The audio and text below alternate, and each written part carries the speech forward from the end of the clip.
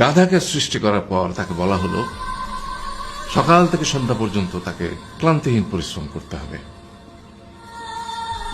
সারা জীবন তাকে পিঠে ভারী বোঝা বইতে হবে, খেতে পাবে শুধু ঘাস, আর তার মাথায় কোনো বুদ্ধি থাকবে না।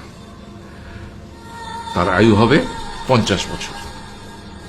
গাধা করজোড়ে সৃষ্টিকর্তাকে বলল, আমি এত বছর বাঁচতে চাই না, আমাকে 20 বছর আয়ু দেওয়া হোক। সৃষ্টিকর্তা সেটাই মঞ্জুর করলেন। কুকুরকে যখন সৃষ্টি করা হলো তখন তাকে বলা হলো যে সে হবে মানুষের সবচেয়ে বড় বন্ধু, কিন্তু সে খাবে মানুষের উচ্ছিষ্ট, এবং তার আয়ু হবে 30 বছর। কুকুর সৃষ্টিকর্তাকে বলল, আমি এত বছর বাঁচতে চাই না, আমাকে 15 বছর আয়ু দেওয়া হোক। সেটাই মঞ্জুর করা হলো। এরপর বানরকে বলা হলো, তুমি শুধু গাছের এ ডাল থেকে ও ডালে ঝুল খাবে এবং নানান রকম ফন্দি ফিকির করে মানুষকে আনন্দ দিবে, তোমার আয়ু হবে 20 বছর। মানুষ বলল, আমি 20 বছর বাঁচতে চাই না, আমাকে 10 বছর দেওয়া হোক। সেটাই মঞ্জুর করা হলো। এবার এলো পুরুষ মানুষের পালা। তাকে বলা হলো যে তুমি হলে প্রাণীগুলোর মধ্যে সবচেয়ে বিচক্ষণ এবং বুদ্ধিমান, সেই জন্য তোমাকে প্রাণীদের শিরোমণি করা হলো এবং তোমার আয়ু হবে 20 বছর।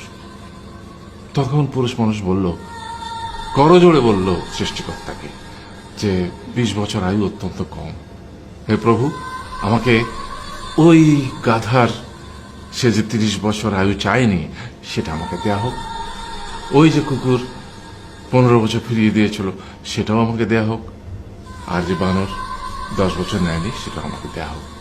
20 বছর অত্যন্ত কম, আমি দীর্ঘদিন বাঁচতে চাই। সৃষ্টিকর্তা সেটাও মঞ্জুর করলেন। তারপর কি হলো? সেই থেকে ছেলেরা পুরুষ মানুষ হিসেবে বাঁচে 20 বছর, তারপরের 30 বছর সংসারের বোঝা পিঠে করে বয়ে বেড়ায়, সেটা কার মতো? গাধার মতো। তারপরের 15 বছর সে তার ছেলে মেয়েরা যা দেয় সেই রকম ঠিক কুকুরের মতো উচ্ছিষ্ট খেয়ে বাঁচে। আর তারপরে বৃদ্ধ বয়সে ঠিক বানরের মতো, যেমন গাছের এডাল থেকে ওডাল ঝুল খায় বানর, তেমনি এই ছেলের বাড়ি থেকে ওই ছেলের বাড়ি, আর নানান রকম ফন্দি ফিকির করে তার নাতি নাতনিদের আনন্দ দেওয়ার চেষ্টা করে।